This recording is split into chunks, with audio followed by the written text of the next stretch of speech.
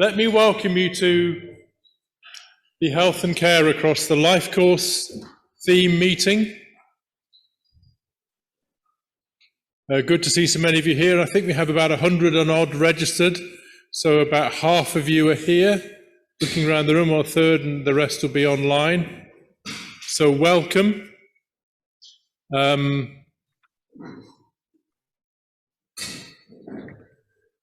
I wish I had a running order, but I don't, so I'm trying to think what comes next. So because of the time, I'm not going to show the slides about all of the progress we've made in terms of grants and publications, but we are continuing to publish probably 2 or 3 papers a month from the theme. So we're doing really well. And if Clarissa Giebel ever tries to leave, I will nail her feet to the floor. So we've got various presentations today. We've got a presentation from we were going to have a presentation about a project around breastfeeding, but we've put that onto the next meeting because of various problems beyond their control, the team hasn't been able to meet with the other providers. So the breastfeeding presentation that we were going to talk about today will now be at the next theme meeting. I don't know whether we're having one between now and the ARC because of summer, but we'll let you know if we are. I think it'll be the ARC Fest in September when we're having that. What we do have is we have Kathy Montgomery, who's our new theme lead for marginalised groups. Is Kathy here, or is Kathy doing it online? Online. And Mari Lloyd-Williams, who I can't see, so I'm assuming that Mari Lloyd-Williams is doing it online as well. And then I'm going to talk about the research development networks and do a brief presentation about where our Health and Care Across the Life Course research development networks are up to, and then we'll have an open floor discussion. Good morning, everybody, and thank you very much for asking me to give this brief presentation today about the proposed new intergenerational sub-theme. I'm sorry I can't be with you in person because I've just given a webinar this morning, and that was sort of organised quite some time ago, so the logistics were a bit sort of chaotic, really. But I suppose in this sort of brief time we have, intergenerational activities, how they're defined as social engagements which happen with older people and younger people to bring mutual benefit to both, and they're activities that are shared on an equal partnership basis. And there is a group in the UK called Intergen who's done an awful lot of work with schools, actually getting older people to come into schools to lead sessions and activities with school-age children. And they've done quite a lot of research, which has actually found that it's been beneficial to both parties. I think what is sad from anecdotal experience that I've come across is that obviously COVID came. We had older people who've been going into schools for sometimes 10, 20 years to examples in Liverpool of doing reading or baking with children or also different activities. They have to stop during COVID, and schools are now saying, well, we're not really sure if we need you, or we've actually got so-and-so coming in to do this. And so I think it's that sort of the activities in schools are possibly at a bit of a crossroads, as are so many other things after COVID. I'm interested in this, as Mark knows and some others know, is that I was actually brought up in a 3-generational family, and I had my grandmother living with us, and I gained enormously from that. And currently, I think there are lots and lots of intergenerational families in the UK, 3 and 4 generations living together, and certainly in some cultures, it is certainly the norm rather than the exception that families all live together under one roof. Older people have an awful lot to give to all of us. They've got time, they've got skills, they've got knowledge, they've got wisdom. They're willing to share their skills if people will only listen to them. They're good at nurturing, good at expressing interest, good at storytelling. They've got an awful lot to give. I think sadly in our society, as we all know, older people tend to be very devalued, marginalised, and well, like perhaps this example with the schools, I'm sure we can get somebody younger or somebody better in to lead these sessions. So we are missing out a lot on what older people can bring to our society, and certainly to our children. So older people gain immeasurably from being involved in these activities, and there has been research in that, most of it qualitative, which has certainly suggested how much they gain from it. And we also know that children gain as well.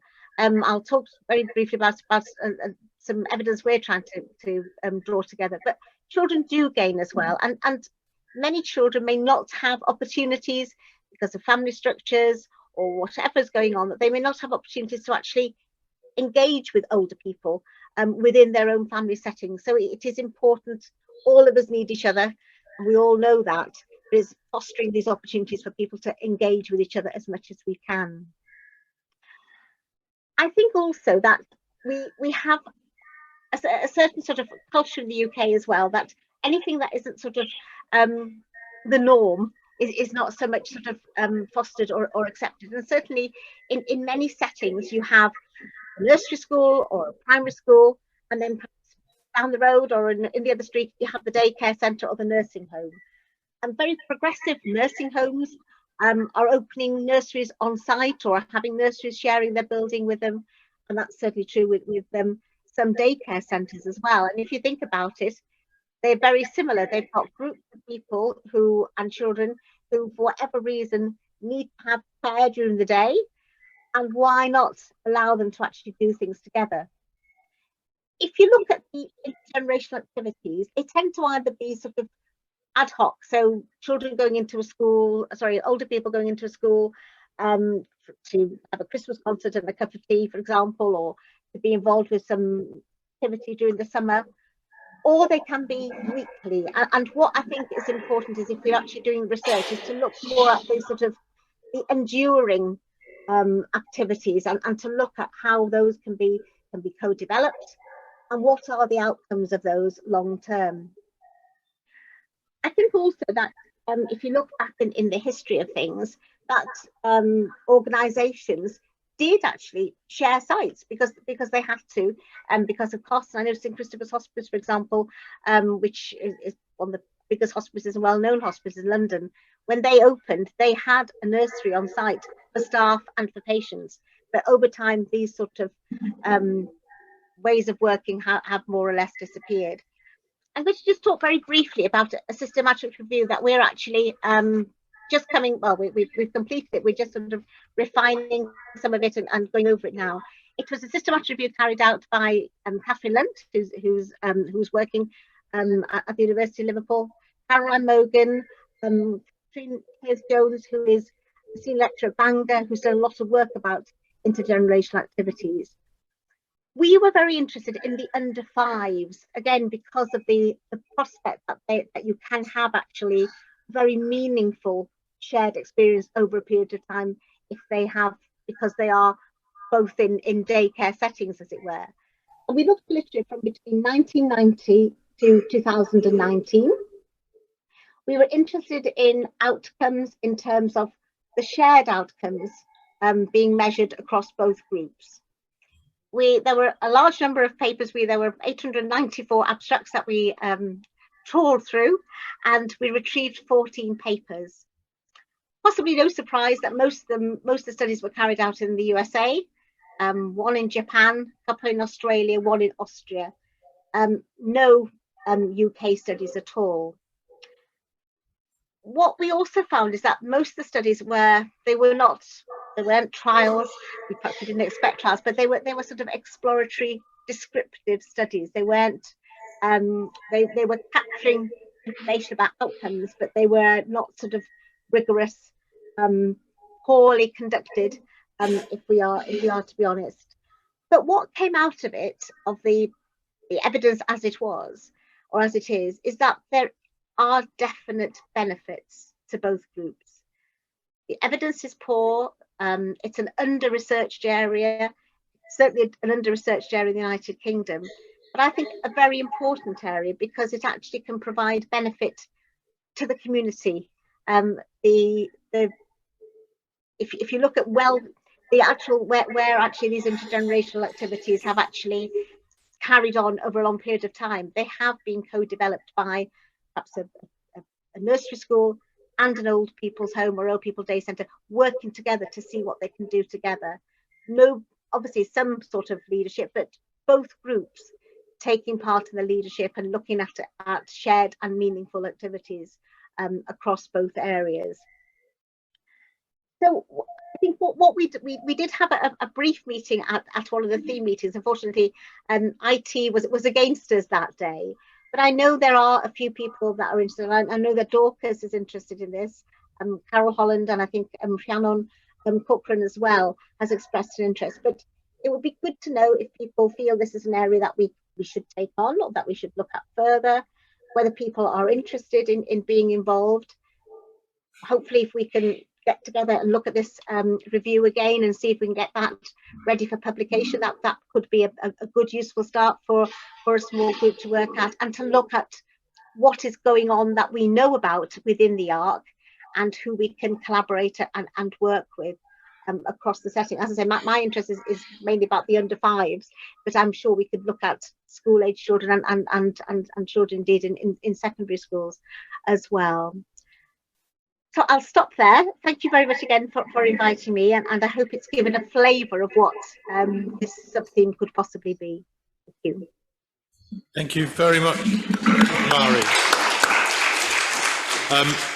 I think it's worth drawing attention to the fact that one of the projects that we are developing within this theme in one of our research development networks, and the Seaside Towns and Communities Network, is intergenerational beach schools. So there is a beach school project, but we're looking at that being intergenerational and what the potential opportunities are for that and the advantages that may bring. So if that's an interest of yours, anybody, please do keep an eye open for the beach schools meetings and do come along. And I think any of our projects, it's always worthwhile thinking about intergenerational research, but also when we think about the life course in that sub-theme, it's about whole life course of potential as well. So I now want to invite, if I may, unless there's any other questions for Mari, we can bring them at the end. There's nothing immediate. Mari, can you stay to the end of the session? Yes. Great. So, sorry, can I just mention that Kate Taylor, isn't it, has been doing some work with the beach schools. I was in contact with her after the first sub-theme meeting we had, and she is interested in collaborating with us as well. Great, fantastic, because that's progressing quite nicely. And we have Cathy Montgomery, who's the Dean of Research at John Moores. I think, is that right? Head of the Institute for Health Research.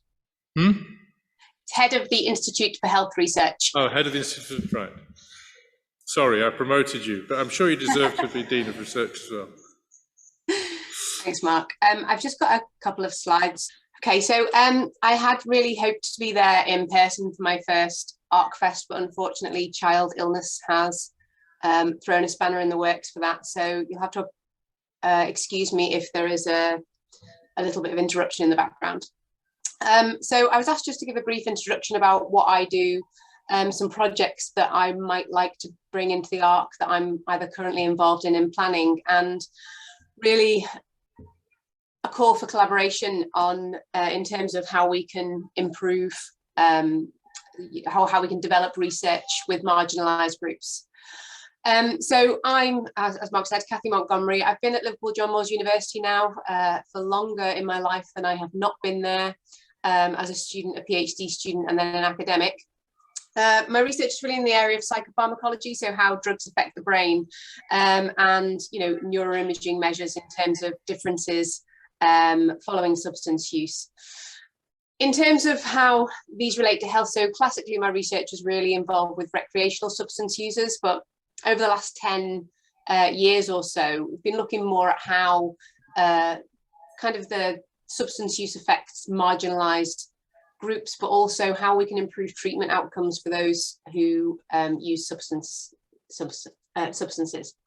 So we've been looking at health inequalities and demographic factors that could relate to access to treatment. So does the area that you live in the Northwest, does that affect the access you might have to treatment? We've also been looking at how neurocognitive recovery during treatment happens and how this might affect treatment outcomes. So can we develop a particular test battery or a particular cognitive paradigm that will be able to predict who might require additional support during their recovery journey from alcohol or substance use. We've also been looking at stigma and access to treatment. So obviously stigma is very, very prevalent for people who use drugs. People who inject drugs are particularly stigmatized as well. And even people who are dependent on alcohol, which is obviously a legal licensed substance, are still very much stigmatized relative to people who just drink alcohol socially. And stigma is really, really important because stigma will affect public support for policies related to substance and alcohol use. And this will affect the amount of money that's put into treatment for those particular populations. But also when stigma is internalized by people who use substances, then that affects their access to treatment because it moves them further away once they've internalized that stigma. So we're really interested in how we can kind of target and develop less stigmatizing policies, less stigmatizing language related to substance users, which will allow them to access treatment in the way that other people do. And also looking at psychological interventions for prescription and non-prescription reduction of substance use. So I've just spent the next couple of slides talking about a few projects that I've been involved in that I thought would be relevant to the ARC and that we would like to develop further. So the first of these was funded by research capability funding from Liverpool CCG, and it's looking at improving access to alcohol treatment within the CCG. The first part of this, so we've been working with Mersey Care Foundation Trust with Cecil Kulu, with Brownlow Health and with the alcohol care team at Luft, and looking at a profile of who's presenting in Liverpool CCG with alcohol dependence, and also trying to identify particular areas of need within the CCG so we can target assertive outreach to those particular areas with any additional treatment pathways that we might develop. The second part of this was looking at qualitative interviews with patients and practitioners to try and understand what the barriers are to accessing treatment, also what the facilitators are, and what would make engagement or access much more acceptable for the people receiving treatment. That work's ongoing, and we're hoping to develop recommendations for an RFPB bid to pilot the treatment pathways within areas of particular need within the CCG that we've identified. We've also been looking at predicting treatment outcomes using neurocognitive testing. So again, this is working with the alcohol care team at Luft and also with Mersey Care Foundation Trust. Initially, we did a pilot at Hope Centre using a novel neurophysiological device. So in the bottom of the screen, that device that looks a little bit like a computer mouse, that's called the brain gauge, and it delivers vibrations to your fingertips. And based on your responses to those vibrations, it creates a map of how your cortex is functioning at that particular time. So we've been looking at patients going through a residential alcohol detox, testing them at different time points and seeing if we can predict their neurocognitive measures later during their treatment journey, but also any additional support that they might need. For example, if their cortical scores are showing us that actually their performance isn't improving over their detox, is there anything that we need to put into place to allow them to have additional support, as that might be predictive of relapse. So initially we did a pilot study at Hope Centre, and then we've got funding for a PhD programme, and we're currently recruiting from both Luft and Hope Centre. So we're currently on 31 patients at Mersey Care and 22 at Luft. We have time points 1 and 2, which are taken at entry to detox and then at 2 weeks later. And we also have a significant number of those participants who are onto time point 3 as well, which is another month later. So that work's going really well at the moment, and we're looking at basically seeing if we can put anything in place to allow additional support for those people with lower scores at time points 1 and time point 2. And in the bottom left, you can see there's our new infrared spectroscopy kit, which assesses changes in cortical function. We're also looking at trialing that because it's an ambulatory kit, so we can take it round to residential detox centres or to the alcohol care team, and we can assess cortical function more deeply there and more robustly by using that kit.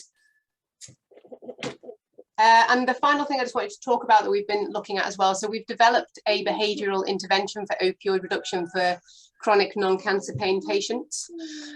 So again, looking at marginalised groups, people with chronic pain present with, you know, a range of problems that are related to their chronic pain. So they don't essentially just have chronic pain. They might have a number of other things going on in their life, and taking opioids for a lot of the patients that we spoke to was really a way that they felt they were getting support for a lot of the other things happening in their life and not just their chronic pain. But for a lot of patients with chronic pain, actually the opioids aren't causing an improvement in their pain. And in fact, they're getting tolerance or they're getting side effects. And particularly high dose opioid prescribing, so prescribing over 120 milligrams a day morphine equivalent dose, can be associated with increased risk of harm.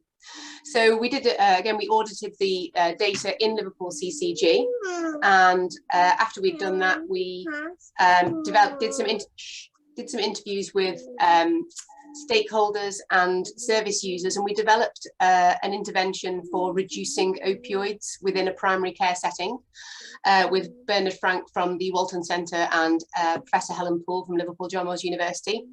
We've got a pilot funded for that at present by the Pain Relief Foundation, and we started recruitment in June at the beginning of this month, and we currently have 16 patients who've agreed to taper their opioid doses and take part in the behavioural intervention. So they'll be allocated to either taper alone, where they'll be given a tapering protocol for the opioids, or taper with support, where they receive 6 sessions of a behavioural intervention that we've designed to deliver by one of the practice pharmacists that we've trained in using the intervention.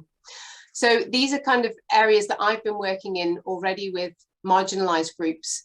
But I guess what I'm really interested in is hearing ideas for how we could develop this group in terms of, you know, collaborating, especially with the stigma. I think is something that's really, really important, reducing internalised and externalised stigma within these groups to allow us to develop greater engagement with services that are available for marginalised groups. Thanks, Mark.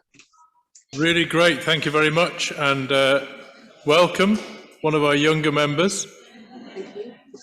Hi. Hello, family resemblance.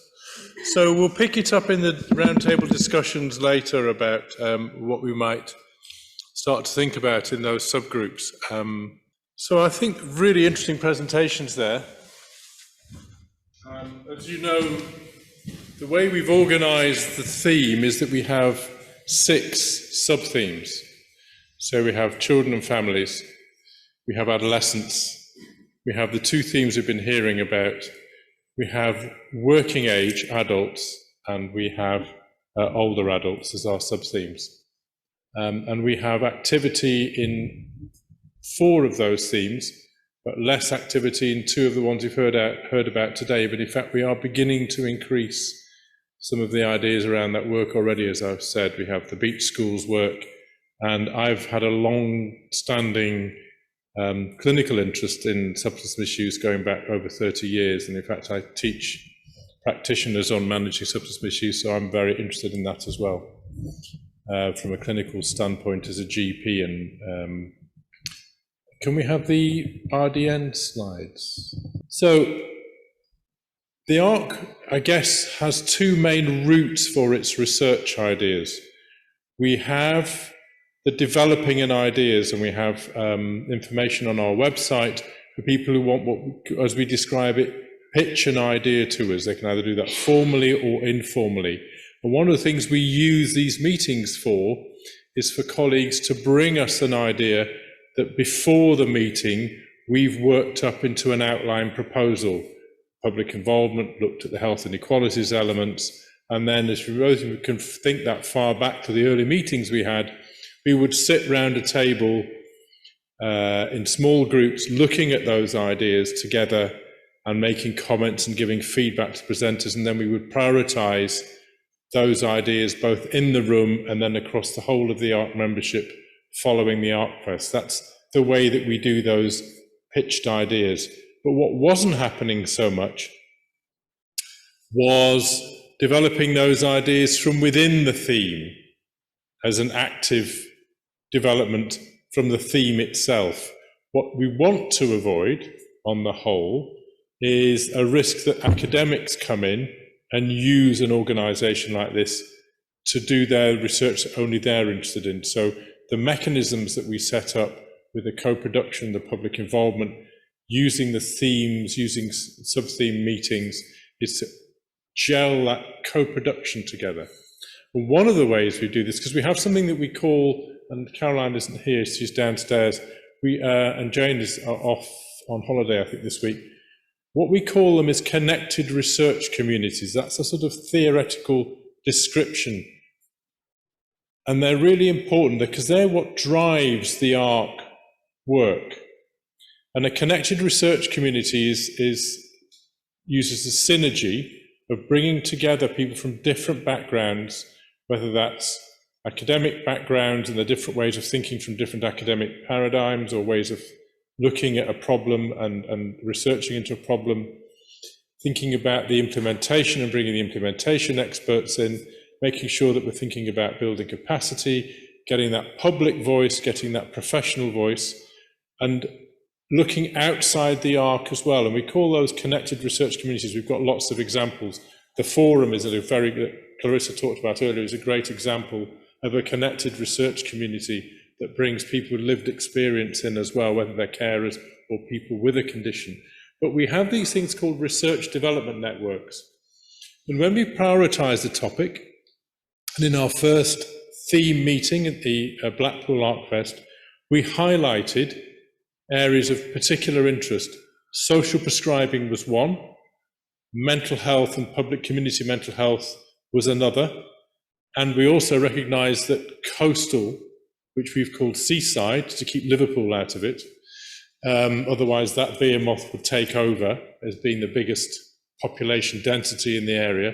You can be a seaside ward in Liverpool and be part of this, but what you can't be is Liverpool city region, because that's just too big.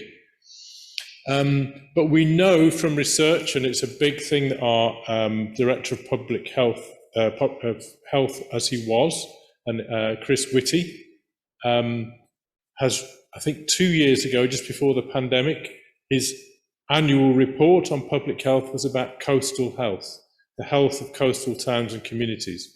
And so it's something that is a national interest for those ARCs that have coastal regions, and we're part of a national group. So we have a seaside town and communities research development network. We have a social prescribing research development network. And we have, its name's changed a few times, but it's social and social, shouldn't be two socials. Social and community mental health and well-being. Sorry, I was doing that obviously with my one eye shut. Those are our three HaCAL research development networks. Person-centered complex care has one on digital health. Next slide, please. Oh, I've got a clicker, haven't I? Yes, I have. So in the Seaside Research Development Network, we started with 4 sub-themes. We had lots of meetings from public advisors, academics from different universities. We had representatives from within the ARC member organisations, from out with the member organisations. One of the key things about a research development network is those meetings are open. They're not just for member organisations. We get other interested parties, whether they're in education or in local authority or adult education or supporting people back into work. A whole variety of different groups, various charities come along to those.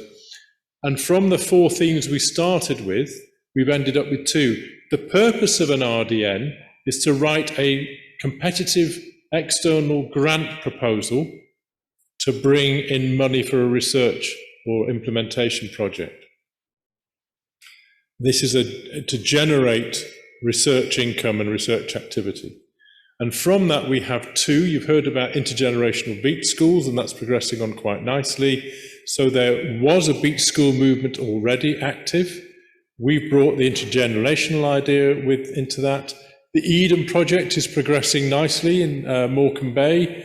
I think the planning permission is now all through, and they're working through getting their funds raised, and they're going to hopefully start work on doing that in Morecambe fairly soon, is my understanding. And obviously they're very community focused, the Needham project, so it's something we want to build on with them. And there's a whole alternative curriculum ski work programme that's happening up in Lancashire at University of Lancaster, etc., which this is linking into. And it's led by a colleague in Edge Hill who's doing that. And then we've moved the other sub-theme onto the EPIC, Equitable Place-Based Health and Care theme. And Paula Wheeler, who you saw earlier, is leading that now, because this really requires the engagement of the CORENs, the Community Research and Engagement Networks, to make this work. This is about genuine, high-level public involvement in local development. What tends to happen is that there's a consultation, largely ignored. Developers come in, do something, and the community go, oh, that's not quite what we were expecting, or it doesn't meet community needs. And I'm being provocative. I know we've got local authority people in here, and it doesn't happen everywhere, but this is really about how can we do research to embed both the communities to be consistent and reliable and genuinely engage out into their community, and the local authorities and developers working in partnership at a high management level to be engaged in that programme from the beginning. And the work that we know already is that if that's not at director level, it's less likely to influence the outcome. So it's about beginning to think about how we really build those high-level, sustainable, powerful engagements between communities and the statutory and voluntary organisations who are bringing that investment into a local area and trying to build something special that meets the needs of the community, particularly in seaside. I hate to criticise some of our seaside resorts, but they do need some development. And what we're trying to do is to see, can that development genuinely tackle things like health inequalities rather than profits for developers.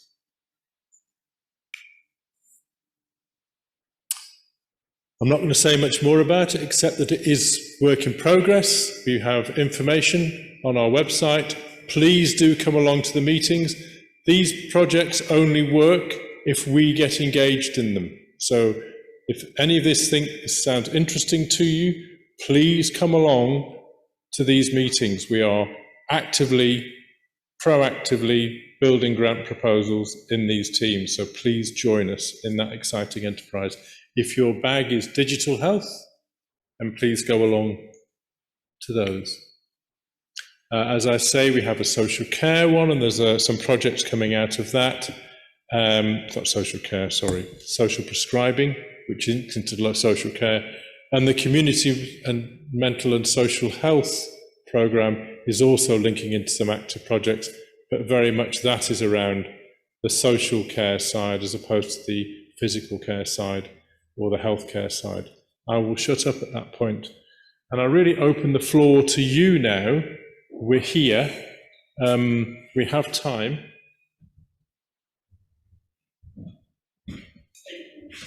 Do you have any questions, first of all, for our two speakers? So I can see two. Start at the back, please. Just introduce yourself if you can. Hi, I'm Nanette Mellor and I'm Chief Executive of the Brain Charity. I had a question for Cathy Montgomery. Cathy, I'm really interested in your work and what you're doing around substance misuse, particularly obviously because it's relating to neuro. I first of all wondered whether you've seen any correlation between brain injury and substance misuse in your work, but I also wondered whether there had been any conversation around virtual reality and in regards to its diversionary abilities for people in chronic pain. I've read some research recently around that and around how good it is at kind of transporting people from the pain that they've got to a different place. So I just wondered if you'd had any experience or any knowledge of that, but also around that relationship between brain injury, substance misuse and prison, which is something we're aware of and we're looking into at the charity. Hi, thanks. Yes, so I think in terms of prison, I don't really have that much experience with the prison side of the research, but in terms of brain injury, because of the measures that we use, we don't really describe it as an injury. What we would talk about more is functional changes, because I think in terms, obviously, you know, especially with alcohol-related brain injury or substance-related brain injury, if there has been some type of significant structural change, then you'd expect to pick up functional changes as well. But sometimes you can have structural changes, and because of neuroplasticity or recovery of function, you might not actually, that might not make a big difference. Yeah, sorry, Kathy, I meant a kind of a previous brain injury leading to substance misuse. So whether there was any, has there been any sort of research into the causes of the substance misuse, and you know, so what has led that person to become in that situation? I just wondered if there'd been any work around that and whether you'd seen any relationship between. It's just from our perspective, we're seeing a really big correlation between people with brain injury, people who've then gone on to become substance misusers and engaging in criminal activity.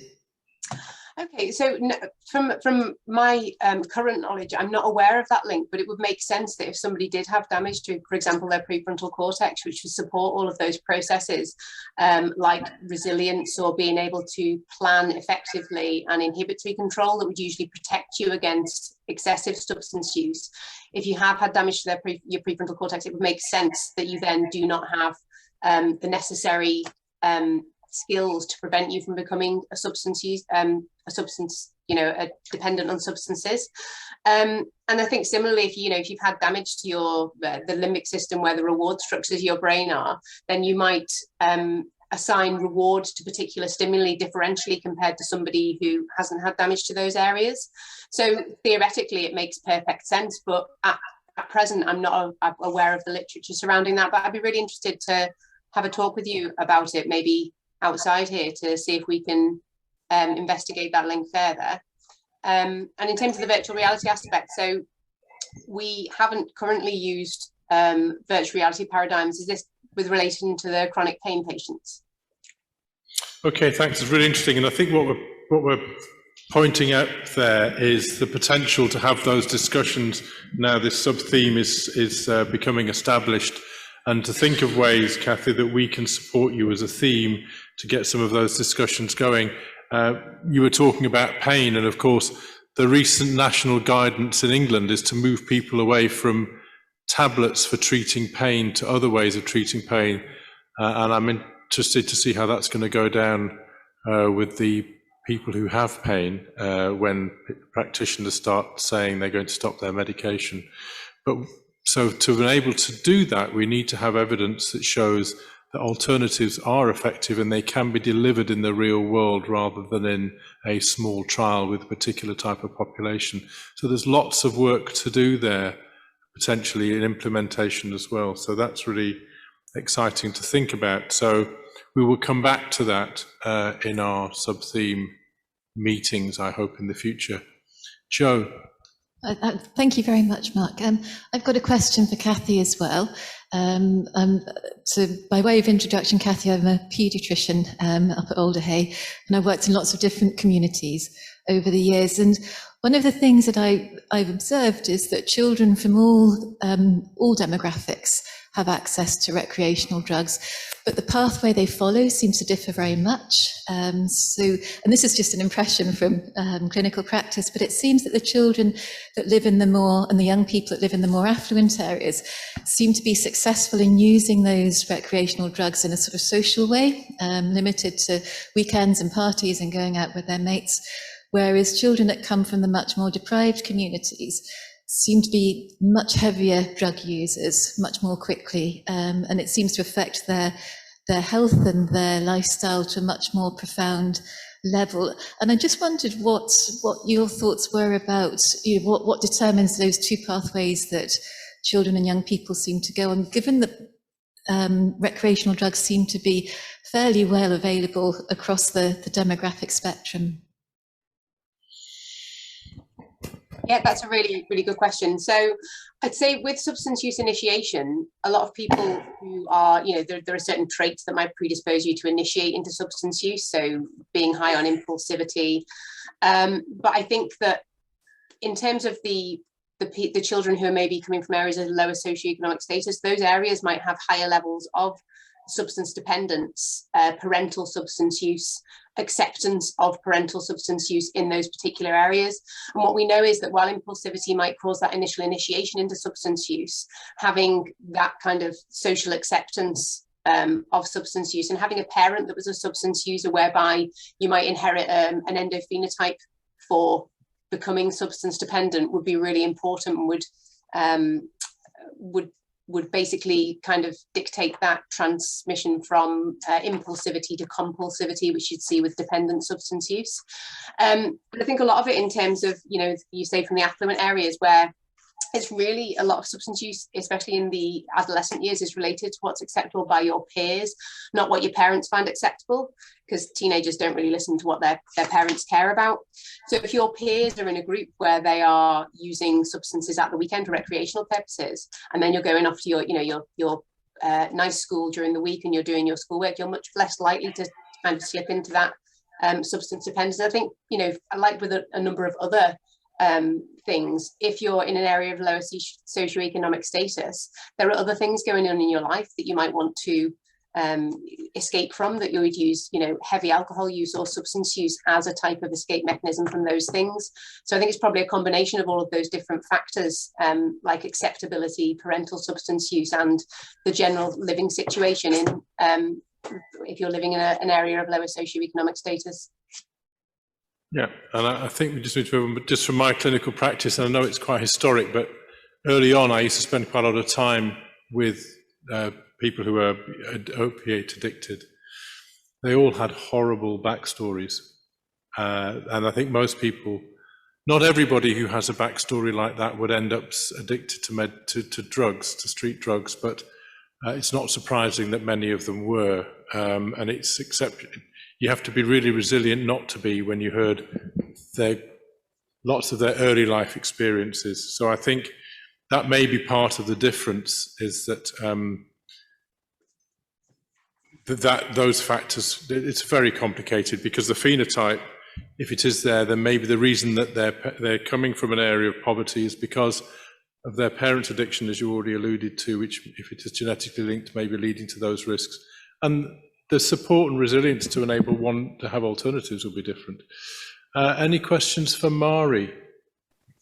There's some good studies actually indicating adverse childhood events are very much connected to that. So the more adverse childhood events you encounter, the more likely it is that you suffer at some point in future, in drug addiction and similar mental health issues. So there's good research and good studies out there, linking ACEs to those outcomes. It's not to say that everybody who has those adverse child events develops an addiction. No, but the risk is, of course, high. There's a high correlation. Yeah.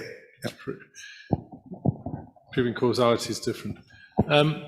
Any other questions, any topics? And on the, yes, this obviously includes anybody virtually. Any questions coming through virtually?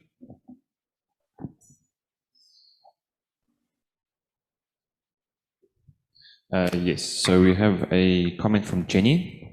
She says she's really interested in social prescribing and green and blue spaces, and would love to attend the meetings mentioned. Where can she find out more? So she could drop us an email to the ARC, and we'll give a calendar. We're developing a calendar on the website where we'll have these meetings in the calendar. You can see where they are, but just get in touch with us and we'll give you the dates for the meetings. Green space is definitely something we're talking about in this theme and in other themes. And there is a large project happening out of the Care and Health Informatics theme, led by Sarah Rogers. It's led out of Belfast and Edinburgh with Liverpool, a very large grant looking at called Groundswell, looking at green space. So watch that space as well, because that big research project over the next few years will be involving that. And yes, obviously, we're not talking about the social prescribing RDN today, but there is also obviously lots of discussion in the social prescribing research development network around access to green and blue space. We talk more about blue space today, but green space as well. Anything else online? Anything else in the room?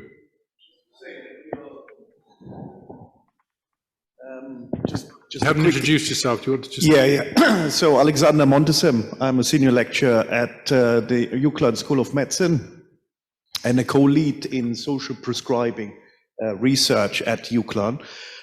So we have, various initiatives we're working as well. Of course, with the NHR ARC, the social prescribing arm, and we have as well a website, so lots of research going on, including green social prescribing. So I'm involved with another colleague in Yorkshire and Harrogate. We got funding from the CCG there, and we evaluated 10 projects there with regards to green social prescribing. So we're going to publish soon the findings there. And we're going to... we have a talk on the 6th of July, so I think it goes via Eventbrite. So check out the UCLan social prescribing site if you're interested in it. Yeah.